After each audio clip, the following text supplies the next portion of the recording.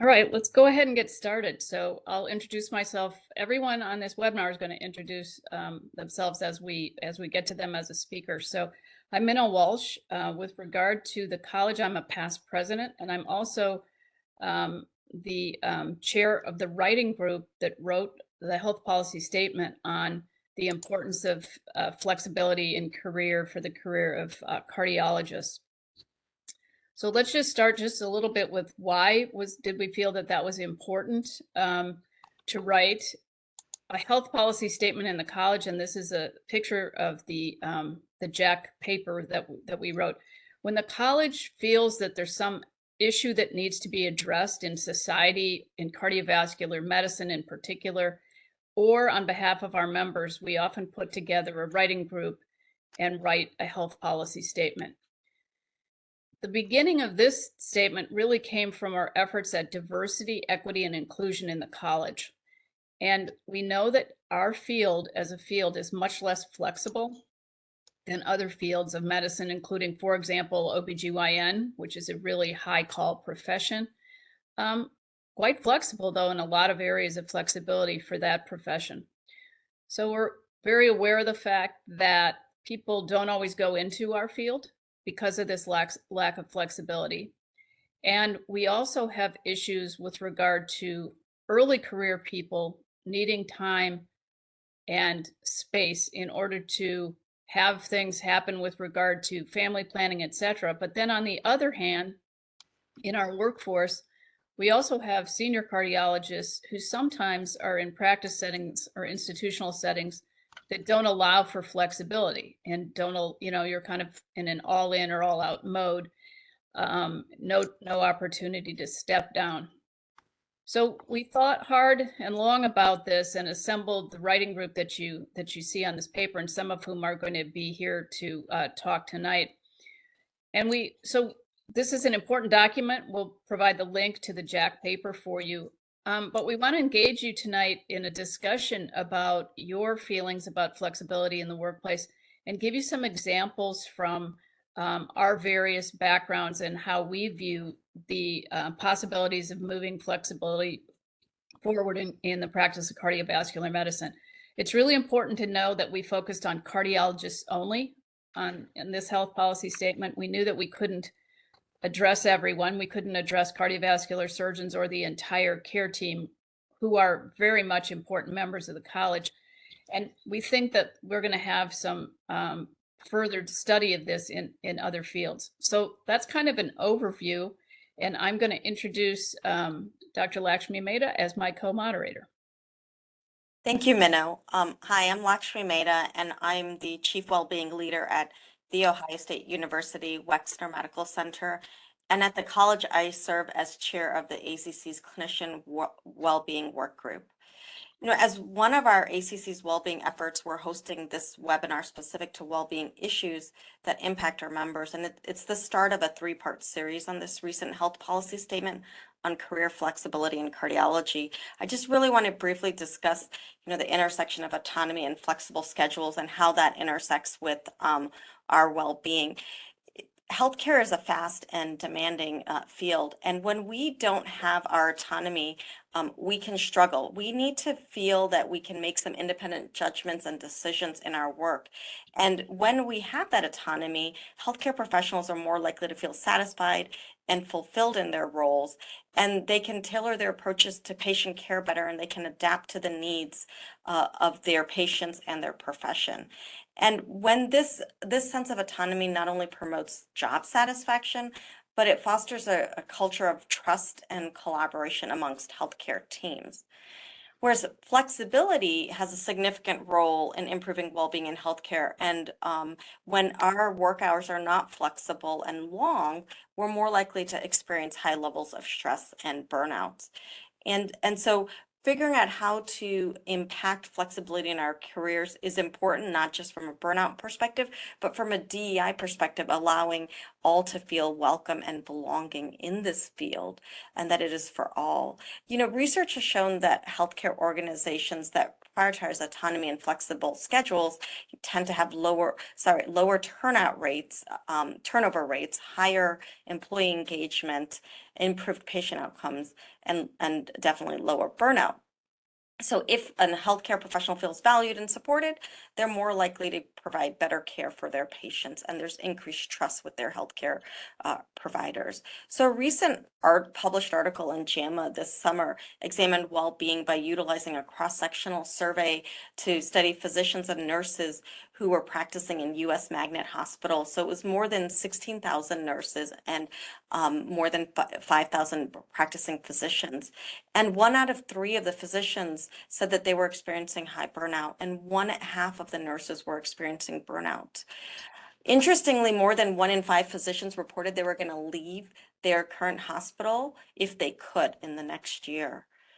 What was also interesting is nurses' burnout was really associated not only with high turnover rate for nurses, but high turnover rates for physicians, because their lack of being in the workforce was negatively impacting and reducing the flexibility for the physicians. So this is a problem. But when they asked these respondents, what are ways that that interventions you feel would help improve well-being and reduce burnout, the number 2 things was having adequate nursing staff without interruptions, and breaks without interruptions were so imperative, that flexibility and not having the cognitive dissonance. And they also wanted to have routine schedules and not the chaotic schedules that we have. Within cardiology, we have well-being data as well, and our data shows high rates of burnout is associated with no control over your work environment or workload, and misalignment of our values with our organizations, and then feeling like our family responsibilities hinder our professional work, so not having that flexibility to be able to handle both. And so it's imperative for us to improve the field of medicine, as well as attract and retain the best and brightest to pursue a career in healthcare. No longer can nor should we push ourselves to the extreme. We need to improve our professional lives and bring back the vigor to medicine. And only when we can care for ourselves can we truly provide the best care for our patients. And so that's why this health policy statement is so critical. And with that, I'm going to pass the mic back to Minnow. Thanks, Lakshmi. So let's have everyone introduce themselves. Before we do that, I want to say that John Warner, who is an important member of our writing group, was supposed to be on the webinar tonight, but he was unable to join us. So we thank him for his efforts. And Kathy, why don't you start? You're on mute. Sorry, you think I'd figure that out by now. Kathy Beeg, I'm the current vice president of the American College of Cardiology. I'm thrilled to be with this esteemed panel tonight. My day job is with about 100 providers in the Chicagoland area. Great. Sharon? Hi, I'm Sharon Hayes. I'm a non-invasive cardiologist at Mayo Clinic in Rochester, Minnesota. And Mike? Hi, everyone. I'm Mike Parmasek. I'm chair of medicine at University of Pennsylvania. Prior to this job, I was the chief of cardiology at the University of Pennsylvania for 16 years. I joined this group as a administrator, I guess, as much as I hate to think of myself in those terms. But I will say that as chair of medicine, I have had the opportunity to see how different our different divisions are. And just to put this in perspective, 80% of my faculty in general medicine are women.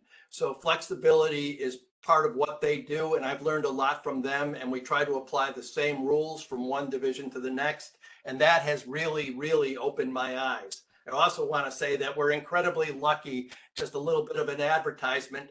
We have at Penn, due to my successor, Tom Coppola, now 30% of our faculty in cardiology are women and 50% of our trainees are women. So again, I think that we are very, very lucky. And again, Lakshmi made the business case for why you want to do this. And I'm happy to comment on why we've done it or try to do it and why it's so important to cardiology in general.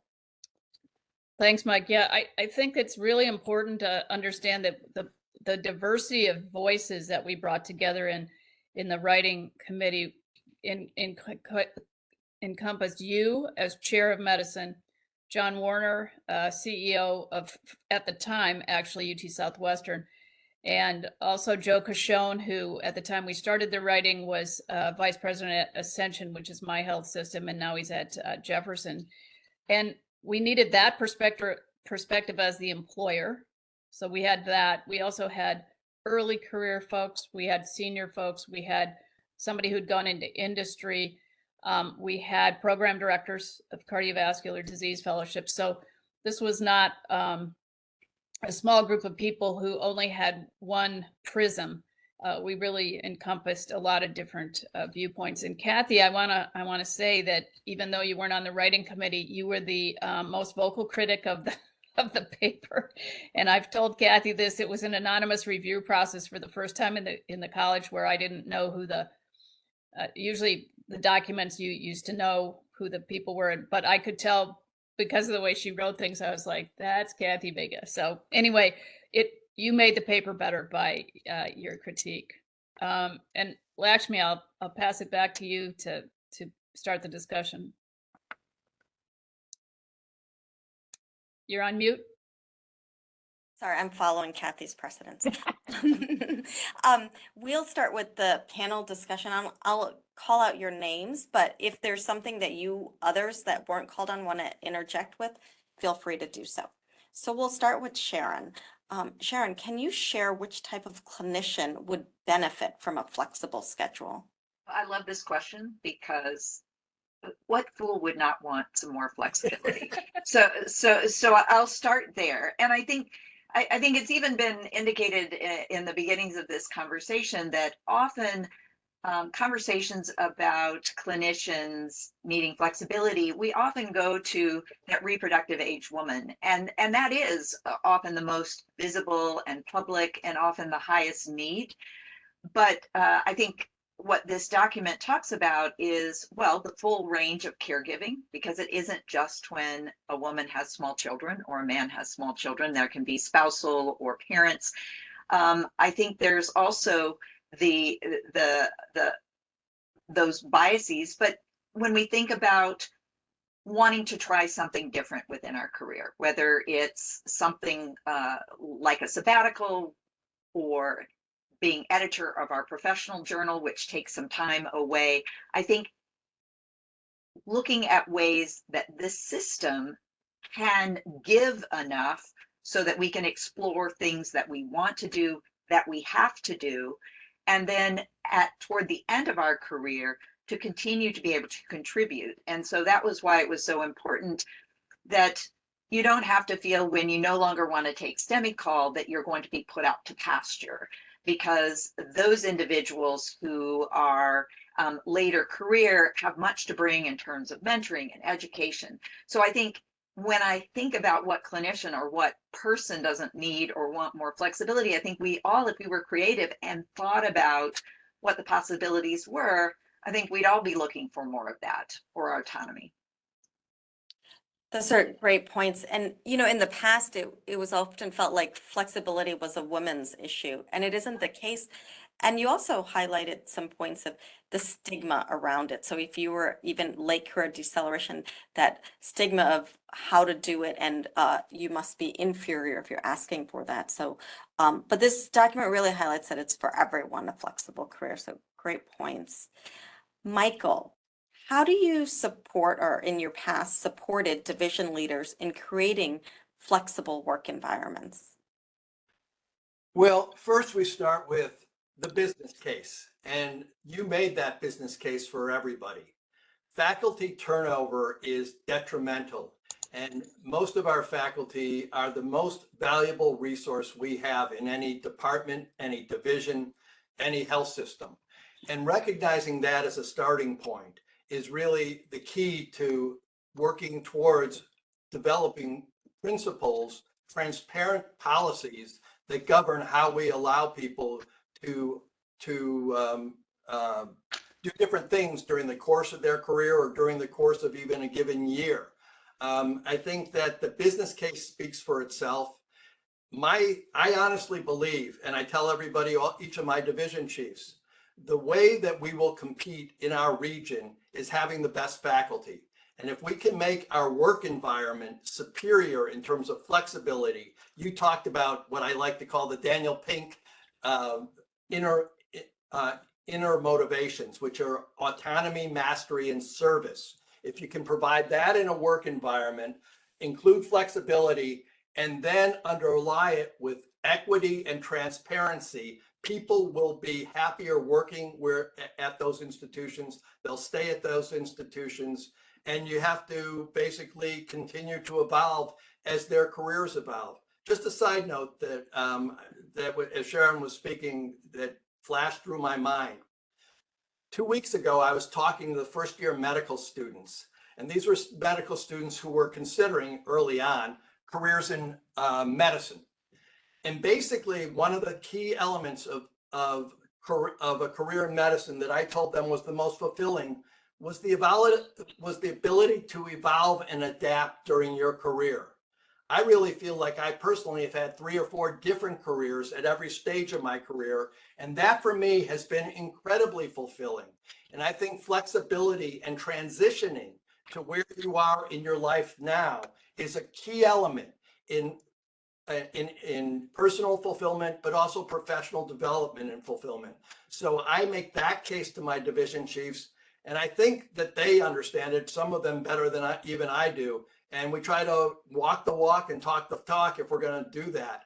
And I think our department has benefited from that. And I think other institutions who have followed similar policies have also benefited. Mike, do you have any naysayers who say to you, like, what are you doing? You know, you got to have some of that. They know me, and I'm sure they're out there, but they're not going to come to me and tell me to my face. So let's just say it. I get a couple of, you say, one of the reasons I told you I don't often do Twitter is the naysayers seem to be on Twitter.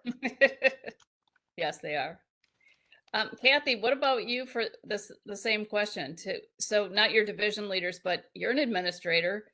How do you foster, or sort of, if there's a groundswell against flexibility, or, you know, we've always done it this way, we're going to continue. How do you fight that? You know, and I think Mike is right. We've evolved over time. If you take my career back when we first started, I had, and it happened to be a male, not a female physician, who was looking for flexibility. And you would have thought he was asking for the moon and the stars and $1 million, you know, just to do a reduced work schedule. But I do think things have changed relatively dramatically. And I think the way that you handle it, and I think Mike used the 2 words that are so important, is equitable and transparent. And transparent probably more important than anything else, because the deals made in the water cooler or in the hallways and the byways are the most detrimental in the world. And so my philosophy is I'll do just about anything for anyone as long as we'll do it for anyone. And I think that's a rule that we really need to live by, is that once we make, and it could be an exception or it could become the rule, but it doesn't matter if you're married, single, you know, yellow, white, purple, or anything else. You just have to be the same for everybody. I think the other part is I like to call the 3 R's, is I think you need to be realistic if you're the individual asking for the flexibility. I think you need to be realistic. I think you need to be responsible both to your patient panel as well as to your partners or your fellow colleagues is really, really important. And then you have to be reliable, because one of the key things, if the first person looking for flexibility is not a responsible individual and they're not reliable, the whole thing can fall apart. So it's really important to follow those 3 R's, I think. I love that. I love what you said. If it's available to everyone. We've had in the past, we have a very large cardiovascular practice, and in the past have allowed early career women to have less than a 1.0 FTE. And some of you know this, but we had in the past few years, we have had 3 men, early career cardiologists, wish to have less than 1.0 FTE. And I'll never forget the meeting that I was in when one of the other leaders said, well, I guess if we let women do it, we have to let men too. I was like, yeah, unless you want to call the lawyers, I think we better. Good idea. Yeah. Kathy, you're you're the vice president of the ACC, and so we thought you should answer this question. What's the role of national professional medical organizations around this topic, around the space of the importance of flexible schedules? And you can be specific to the ACC if you want to. Well, I will be a little bit, but I think I'll be more specific to professional societies and leadership, and not just in the clinical arena with ACC or SCI or ASNC or any of our other societies, but also I call them AIC, which is the American College of Healthcare Executives. You know, this comes from multiple sources and it comes from multiple voices, and that's what's important. I think the professional societies need to be that voice. They need to help deliver that message, because I always know when the big meetings are, because all of a sudden people start chatting, whether it's on Twitter or somewhere else. It's usually on the professional listservs. And that's how that information gets disseminated. That's how we're able to make those changes, so that just because I walked a mile to school with no shoes on, you know, doesn't mean everybody else has to do that. So I think our professional societies are critical in evaluating the needs of the workforce and making sure that they stay out front if they possibly can. And I think this is where ACC has just absolutely excelled under some great leadership. You know, not only diversity and inclusion, you know, but equity, and really supporting our members and educating them in these environments, and understanding that it's not just about flexibility. I think we'll talk about in a little bit, but that flexibility may come with some financial components, which is how you make it fair and consistent for everybody. Because if I said to my 100 physicians who would like to work a 4-day work week, they'd all stand in line and do me too. I mean, it'd be instantaneous. So I think it's very critical that those professional societies help. And I think your paper was superb because it offered beyond that, beyond the paper. What are the actual mechanisms? What are the policies, the procedures? What are the tools in the toolkit that we can give to our practices, service lines, and physicians? So yeah, I think it's important. Yeah, I would say that when the point of this policy statement was not just, this isn't in a vacuum. We really want our members to be able to go and talk to their chiefs, their division chiefs, their program directors, whoever it is, and with this in hand, and say, I think this is what they say here. This is my particular area that I really need flexibility, and the college says this. One of my colleagues said, well, I finally read it. And I said, and he said, well, at first I thought it was just a bunch of grumpy old people who wanted to like cut back. And I said, no, it was not. It was a whole bunch of people from all sorts. So it's really interesting what the oppression was, and how people are actually been able to use this in their institutions, and to just, plant the flag. The college planted the flag and said, we really think this is important. Just to follow up on that, I think one of the key points in the paper is that flexibility in some cases doesn't necessarily mean working less hours. It may be just more flexible hours. And that, again, from a business standpoint, can actually help your organization by spreading out the hours that you're available to see patients, seeing patients in different forums, and other ways of doing things. So there's actually some practical ways that flexibility properly channeled can work to your advantage.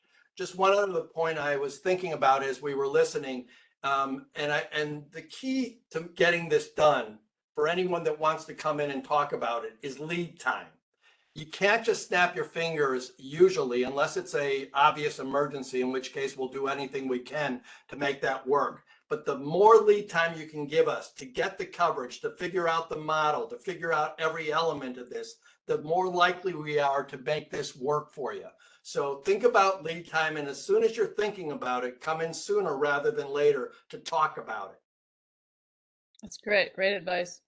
Those are great points, Michael. And it's important to remember flexibility doesn't mean laziness. It's really adaptability of your workflow and day to your lifestyle. Michael, how do you create flexibility for yourself? I've been incredibly lucky during my career. For those of you who knew me when I still had black hair, which was a long, long time ago, a few of those pictures still exist. I saw one the other day.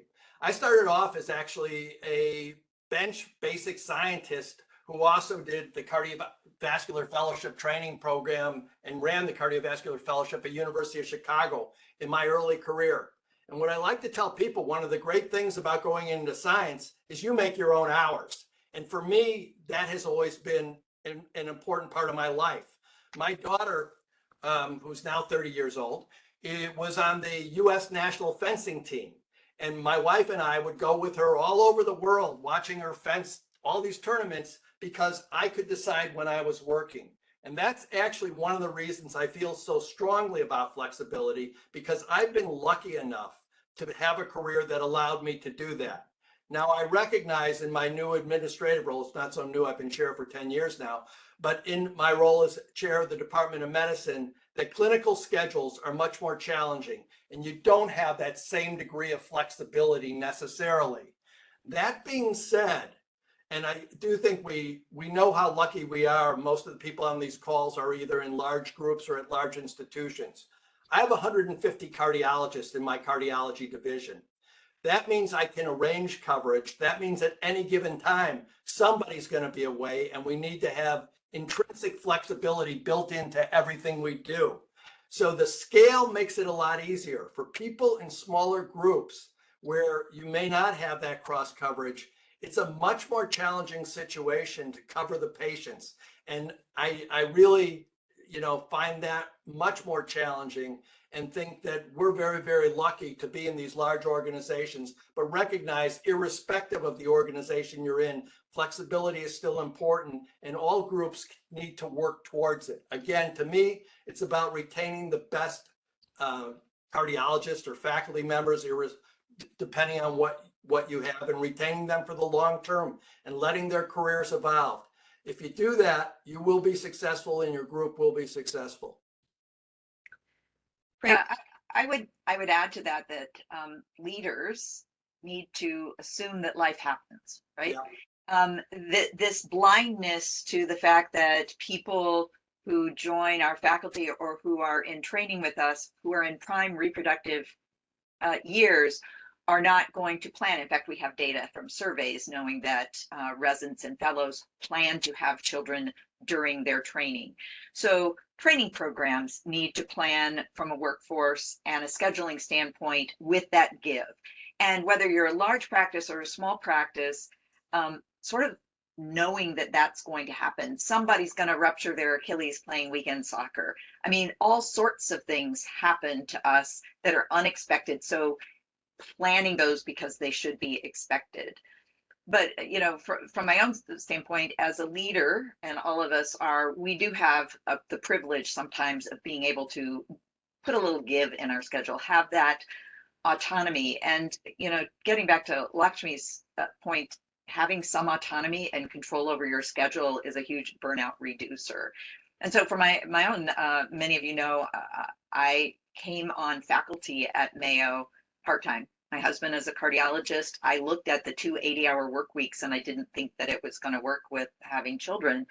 And what that did is gave me, I was one of those making it work because I didn't want to screw it up for anyone else. But it gave me experiences because actually cardiology at that time, and this is a long time ago, was quite a bit more accepting of that than some of the other divisions and departments. And so it gave me an opportunity to advocate. So we developed policies for the whole Department of Medicine so that there was equity and availability for everyone, because you didn't want a cardiologist to be told they could work less than a full FTE, but the rheumatologist couldn't. That didn't seem to be sitting well in a department. So I do think once those of us who achieve some level of flexibility, we can reflect on what it took and then take it to the next level, because I think we as cardiologists still have a long way to go. And a lot of times we have a very narrow creativity. It has been so drilled into us that this is how we do it. We train for this many years full time. We then do this and this and this as a step.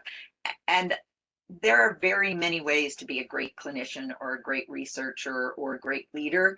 I sometimes describe myself as being a late bloomer in that I achieved academic rank later than many of the colleagues that I trained.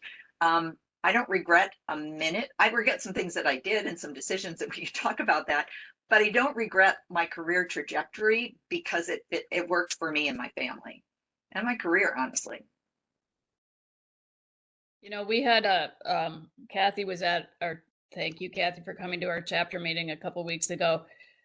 We had an early career member who we asked to speak, and I actually had no idea what he was going to speak about. It was just, it was supposed to be, he's like 3 years out, and he's a member of our chapter, and we asked him his perspective on early career.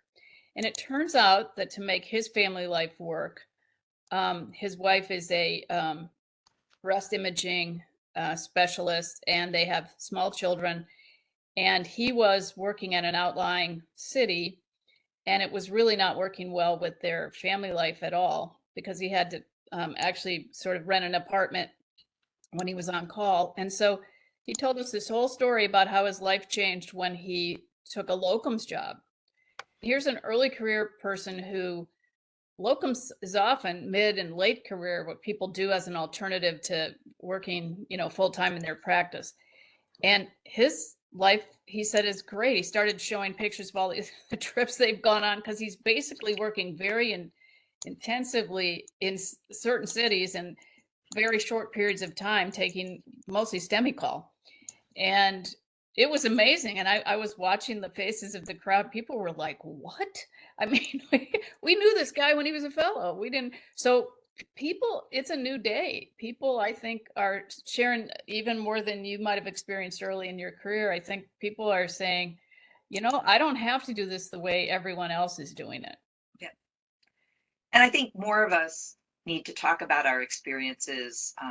You know, he needs to talk about it because it gives an idea. And whether it's somebody wants to do what he's doing, but they won't think it's such an aberrant behavior when they hear that somebody else does it, or maybe a colleague starts talking about it, and instead of expressing horror, they are supportive because yeah, I've heard that could really work for this stage of your career or for good.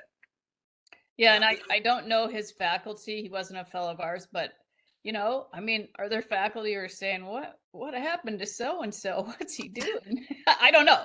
I don't know if they are or not, but I think most of the people just watching the crowd, people were like, wow, this sounds great. Let's talk What a you're little. highlighting, and I think you guys are actually great examples of it. Role models help and they matter a lot. Seeing the first people to do these things, the first people that insist on flexible schedules to balance their family with their job are incredibly powerful for other faculty members to then say, well, maybe that's what I want to do and I can follow their path. I tell the story. So my first 4 recruits at Penn when I came in 1998, the dark ages, was Mariel Jessup and Susan Brazina.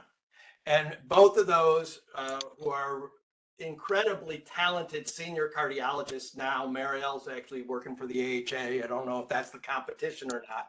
But in any case, they were role models for a whole generation of trainees. And when I look at our training program and say, why really do we have 50% of our fellows as women and 30% of our faculty are women?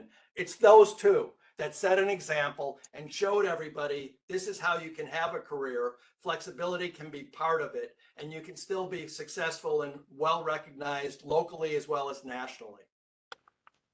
Yeah, that's a good point. I'd add to this that, and we've talked about it before, that with flexibility comes accountability.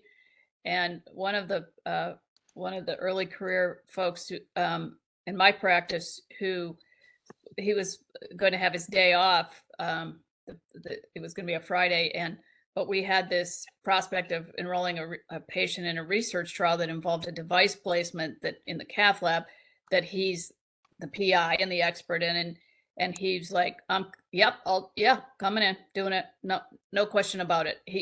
I said, are you okay with that? And he said, because it was a patient of mine, and he said, of course.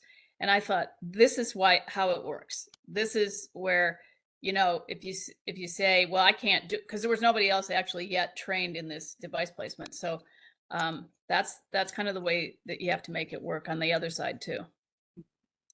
You know, I think that highlights a really, really important point, and I don't want whoever's listening to this to get the wrong idea. At the end of the day, it works when you have a culture that really rewards transparency, responsibility, and accountability. If you have a culture that does not do that, that everything is very opaque and there is no equity and transparency in the culture, this is much, much harder to do. And while I hope that everybody on this call, we're all working at institutions that are somewhere at the end of the spectrum that is towards accountability and responsibility. I know for a fact that across cardiology divisions, that's not necessarily the case. And that there are a lot of practices where the culture works against this. And this is something that that's why we have to talk out loud about this and say all the things that go into it. Part of it is culture, part of it is policy, and part of it is leadership. And you need all three of those to be aligned to really make this flexibility thing work. So let's get to you as let's start with Kathy. So when somebody, let's talk about the ask, because people are going to want to know, how do I mean, oh, well, that Mike Parmasek, Kathy Biga, and John Warner, they're all fabulous administrators, and they'd let me ask this, but what's your advice on the ask, for how do people go forward and say, I need to change something, and here's what I'm thinking about? Yeah, well, number one, don't be afraid to ask, because that's always where it's got to start. And what I find a lot of times is, specifically with the physicians, is they'll be socializing it with their partners, and they concoct different stories that may not actually be roadblocks. They tend to put their own roadblocks in their way.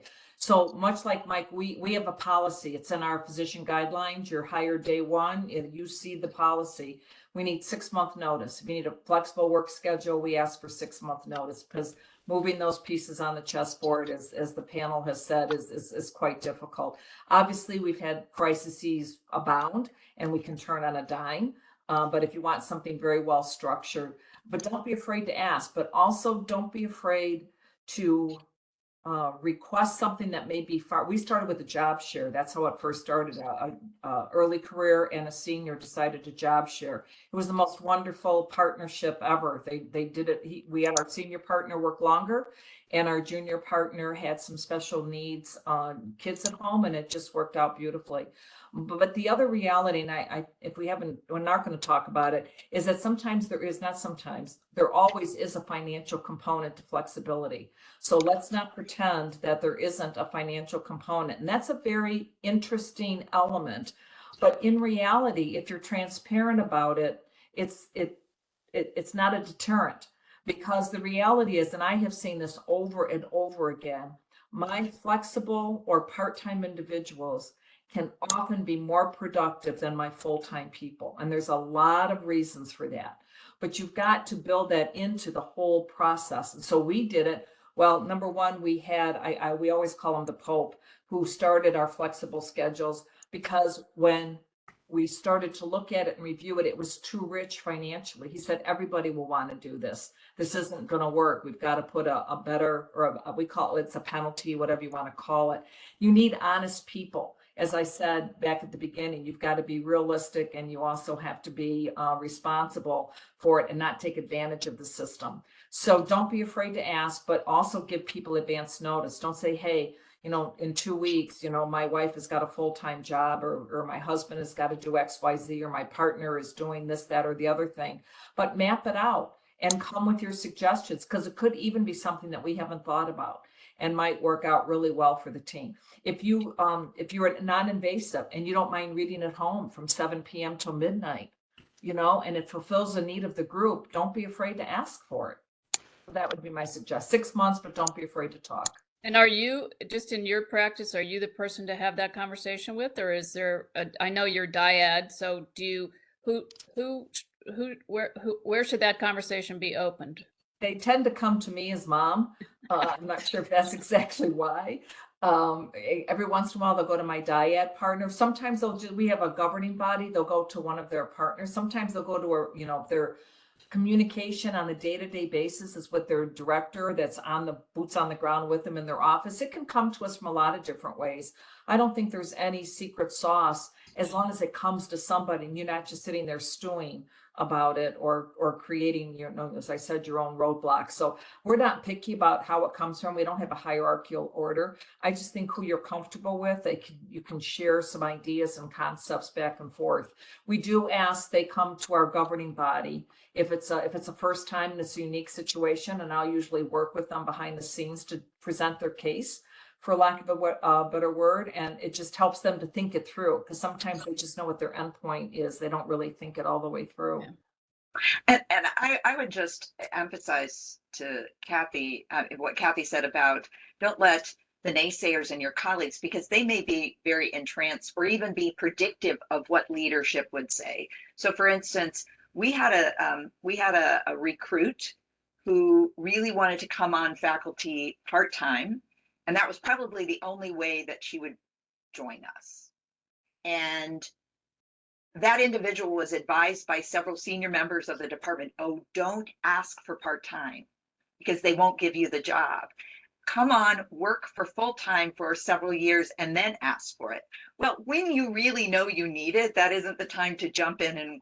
And I actually knew that she was a very desirable recruit for the department. And so I went to the chair and I said, this is what your colleagues are telling this recruit. Maybe you should have a conversation with them. So I think well-meaning people who felt like they were giving this individual really good advice wasn't. And so I think going to the decision makers, as you said, Kathy, would be really important, because otherwise we might have lost this individual.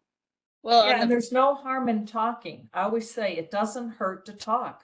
It may be that we can't figure it out at this point in time, but maybe there's a modification, but it never hurts. I mean, what can possibly happen? What bad thing can possibly happen? well, They you can know. get a reputation for not being a hard worker. That's exactly what people are afraid of, is the minute I open my mouth with my request, A, they'll think I'm retiring. B, they think I'm lazy. C, they think it's because you're on some slowdown track. And so people are, I think, rightly afraid of how they can be perceived.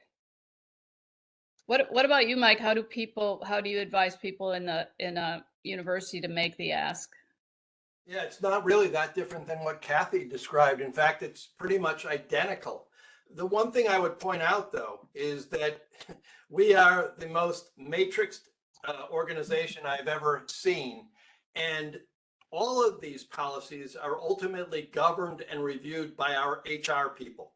So in terms of providing any sort of flexibility or any sort of part-time situation, we have rules that govern what we can do and what we can't do. I think that unfortunately, that governs most of the decisions that we make.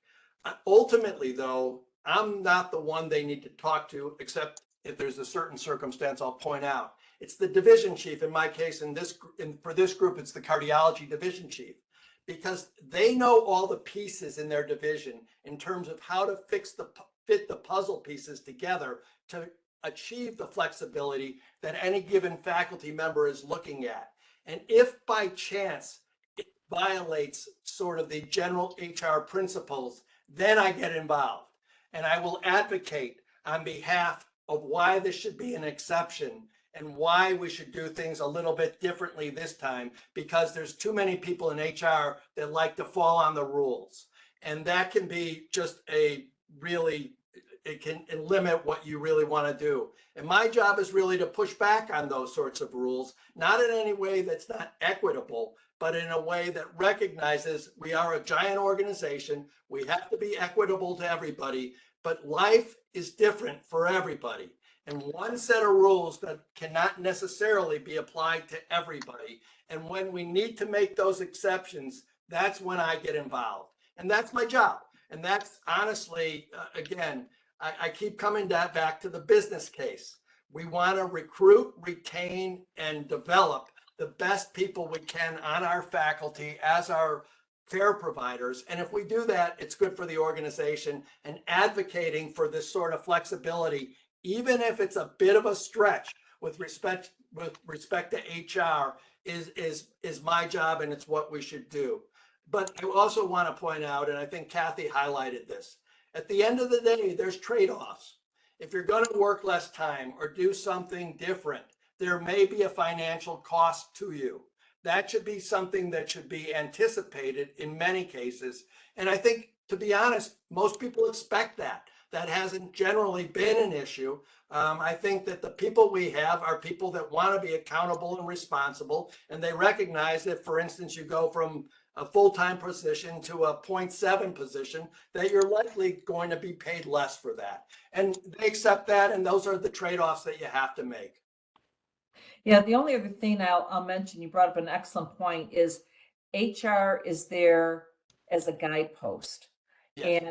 And the rules that evolve get crocheted overnight. They always amaze me how many rules they can come up with. It is our role to get those as flexible as we possibly can. And I'll use what we did that took me 2 years, but cardiologists are on call. And those on-call hours are, for whatever reason, not factored into a 40-hour work week, whether you're, obviously you're exempt and all those types of rules that come into play. There's ways around through with the rules, however you want to word that appropriately, legally and compliantly, is that we can figure it out. So I think you're absolutely right. If you first go to HR and they say no, that's that wasn't my first person to tell you to go to for very specific reasons. Those are all great points. And, the times have changed, and many people go by what historically has happened and give advice. So if the three of you looked back at your careers, would you think about, what would you change of how you advocated for flexibility for yourself or for others, or it was perfect? I'll start. First of all, I was a closeted part-time person early in my career. I perceived stigma. And so I did a lot of things many of my colleagues didn't know because I never had them cover for me. And I didn't share it necessarily except to other people who were talking about it. And so if I were going to do something different, I would be very proud of what I was able to accomplish working less than full-time clinically. So that would be one thing, because it sets an example. I realized by being, ashamed, perhaps feeling a little stigma myself in an organization where there weren't anybody else working part-time at that time, that I needed to really talk about it, how I did it, give advice to other people who were thinking about it. So I would do more of that, and I do now. I talk about it to everyone. I think the other thing that I probably wouldn't change was, I think a lot of people assumed that once my children went to grade school, I would go full time. That was really, I had people say, oh, so this is just for a few years. What I found was that give in my schedule allowed me to pursue other passions. Some of you know I do a lot of volunteer work for a patient advocacy organization, Women Heart, which is based in DC. And I had Wednesdays off for 15 years. They knew I had Wednesdays off. So once my kids were gone, they'd say, hey, can you come out to DC on Tuesday night so you can do this, because we know you're probably off. And so those things that I did kind of as my volunteer work were incredibly important to me. I had the privilege of obviously being able to do it financially, but I found that flexibility not just because it helped my family, but it helped the things that brought me joy, reduce burnout. So hats off to you, Lakshmi. And I would continue to do that, because very long after my children were in college, I continued to have a little time off. Well, maybe I'll take it next, because the reality is I wouldn't be here if I didn't have the flexibility. When I got to that point in my career, being in the office, this was long before COVID, or moving between 10 hospitals, 14 hospitals, and I think we had 22 offices, was just not my idea of a really fun week. So that flexibility became extremely important to me. And if I didn't have it, I know I wouldn't have kept going. I would have retired a whole lot sooner. I think the other thing, and I don't remember who mentioned this, but it is very different now. And what would I change differently? I probably was a little bit, I don't know if strict is the right word, but my bumper rails were tighter in flexibility 7 years ago, even 5 years ago than they are now, because it is a very different world. And that world, both post-COVID as well as just generally a different world, has really allowed me to see things differently. And I credit one of my dyad physicians because he kept telling me, you got to look at it differently. You have to broaden that horizon. And especially in some of our senior physicians, because we really needed them. And it took some battles with our system in order to retain them in a way that worked for everybody. So I think it takes a village because everybody sees things differently. So I credit him for expanding my horizons and not being quite so tight on the bumper rails. So I'm the outlier, surprise, surprise, and perhaps the only male on this panel. So perhaps that's why I am the outlier. I literally would not change a thing. But the reality is, on the backside of this, it comes down to work-life balance. And what I'm talking about here, and I think, again, Kathy raised this earlier, work is pretty predictable. Life is not. And it's the life part that you really have to also evolve and create flexibility in to make things work for you, just like work. I married my wife, and she was a PhD immunologist. I was a cardiologist. We both met in the same lab many, many, many years ago at the University of Michigan. And when we first had kids, I was at the University of Chicago. I was an assistant professor. I was running the fellowship training program with Roberto Lang at the time. And my wife, we had kids. We had daycare problems. We had bad daycare people. She wasn't making that much money because she was still a postdoc. I was making at least a decent salary as a cardiologist, and she compromised. Am I proud of that? No. Did she do it begrudgingly? Absolutely not. We decided that we were both happy with that decision at the time, and she's subsequently gone on and done some pretty remarkable things. But there is a whole other side to this story, which is the life part, which flexibility is very important for. And I think in the world we're living in now, and I think it's a very, very different world where I have a daughter who's 30, who has a very serious significant other, and the way they look at compromise isn't the way I looked at compromise 30 plus years ago. It's totally different. And the world we're living in and the expectations in these partnerships are very, very different. And I think that's a great thing. And I think that's what it should be, but I want to be honest in my answer to the question that the reason I did not have to professionally compromise was because of the compromises that my wife made and we made in our marriage. Thanks, Mike. Let me take a question from the chat. Dr. Herrera, hi, Cesar, how are you? From the Dominican Republic is asking about if we can comment on fellowship training programs not really addressing these matters enough.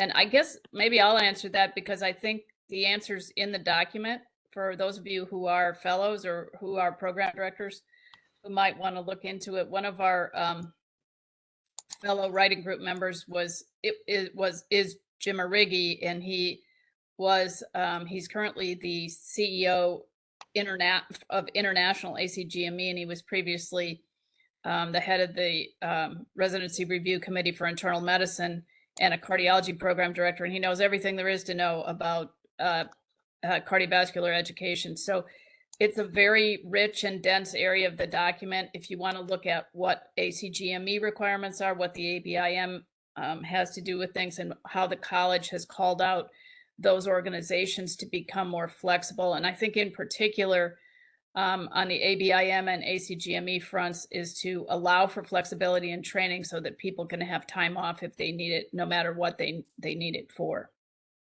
And also, Minnow, this will be discussed in one of the future webinar series in more detail as well. Great.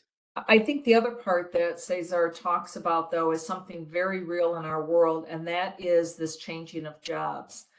In my world, we would take physicians from fellowship and they retired with us. I mean, that's just how it was, but not, and I used to say, we've never lost a physician. I don't say that anymore. But, and this kind of goes back to what's in the paper as well. I'm not sure, well, no, I am sure we are not educating the fellows in the ways of the world, in how to look for the right job, to how to find that right fit. I'm not sure when I talk to program directors, and I know I talk to fellows a lot, because when I'm interviewing now for 24, actually, we're almost hired for 24, and some of these kids haven't even started yet, and they don't even really know what they want. They can't even decide if it's an academic, is it where they need to be mentored and in a larger group. So when you just ask those very basic questions of what will make you happy, what kind of a practice environment are you looking for? It amazes me how many aren't really sure, and they're, and they're ready to come out in, 8, 9 months. So I think there's work to be done there. Thanks, Kathy. So I think we actually have to wrap it up because we only have 3 minutes left. So I really want to thank Lakshmi for being a great co-moderator, and to Sharon and Kathy and Mike for being panelists and having such a rich discussion around a really important topic. The meeting is recorded, and it will be posted and available on the ACC Clinician Wellbeing site. And the document itself, which is the health policy statement on career flexibility and cardiology, was in the chat, and it will also be available on the same. Oh, good. And here Stephanie's putting up the slide so that you can take a look. And this is a list of future events. So please stay in contact with us. Email us with any suggestions or comments, and you can go to the Member Wellbeing Hub, the Clinician Wellbeing Hub as well. Thanks to everybody.